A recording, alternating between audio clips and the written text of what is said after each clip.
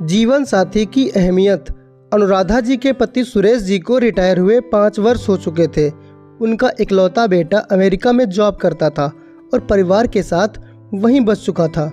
शुरू में वो हर दिन कॉल करता था, पर अब कभी कभार भूले भटके ही उनकी खबर ले लिया करता है। मन पर पत्थर रखकर अनुराधा जी और सुरेश जी ने इसी में संतोष कर लिया। यहाँ उनका पुश्तैनी मकान था, जहाँ बस अनुराधा जी और उनके पति सुरेश जी रह गए थे। सुरेश जी खाली समय में अगल बगल के बच्चों को पढ़ाकर अपना समय बिताया करते थे और अनुराधा जी घर की देखभाल बड़े प्यार से किया करती थीं और सुरेश जी की पेंशन से घर का सारा खर्च चलता था।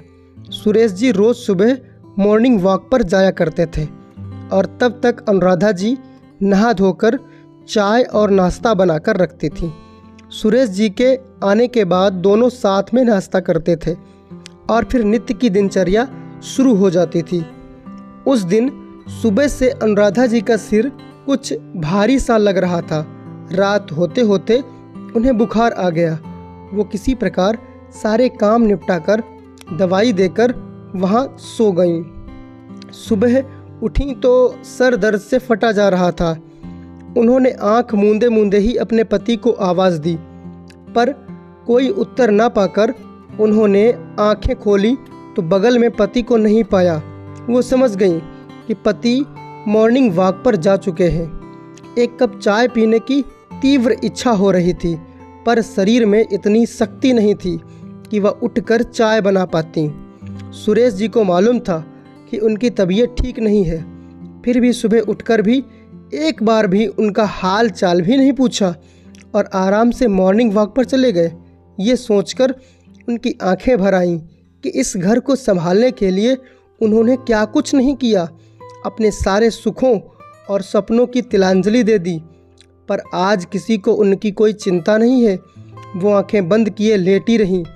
उपेक्षा की इस पीड़ा से उनकी दोनों आंखों से आंसू बहते जा रहे थे और मन में अनवरत झंझावात चल रहा था। अचानक सिर पर किसी का स्पर्श पाकर उन्होंने आंखें खोली तो देखा कि पति हाथ में ट्रे लेकर खड़े थे और उनमें गर्मा गर्म पकौड़े और चाय का कप था। वह सुखद आश्चर्य और अपनी सोच पर आत्मग्लानि से भर गईं। ये आपने बनाया है मेरे लिए? आपने क्यों बनाया? मुझे आवाज़ दे दी होती। पति मुस्कुरा कर बोले, अनुराधा, अब हम दोनों ही तो हैं एक दूसरे के लिए। तुम भी तो मेरा खुद से बढ़कर ख्याल रखती हो। आज तुम अस्वस्थ थी तो मैंने कर दिया, तो क्या हुआ? और मुझे तो तुम्हारा ख्याल रखना ही है। जीवन भर साथ निभाने का वचन जो दिया है पगली। और मुस्कुराकर अनुराधा जी की भीगी पलकें चूम ली और फिर शरारत से उनकी नाक खींचते हुए हंसकर बोले, और अब तो जन्मों तक पीछा नहीं छोड़ने वाला हूँ तुम्हारा, चाहे जितनी भी कोशिश कर लो। चलो चलो अब जल्दी नाश्ता कर लो, नाश्ता ठंडा हो रहा है, सुरेश जी ने प्यार से कहा। अनुराधा जी ने प्यार से सुरेश जी को देखा और पलकें बंद कर इस अनुभूति को हृदय में सहेजने लगी। उन्हें ऐसा लग रहा था मानो आज सारा आसमान सिमट कर उनके आंचल में आ गिरा हो। दोस्तों, अगर कहानी आपके दिल को छू गई तो चैनल को सब्सक्राइब करके बेल आइकन को प्रेस करें। मिलते हैं अगले वीडियो में, तब तक के लिए जय हिंद।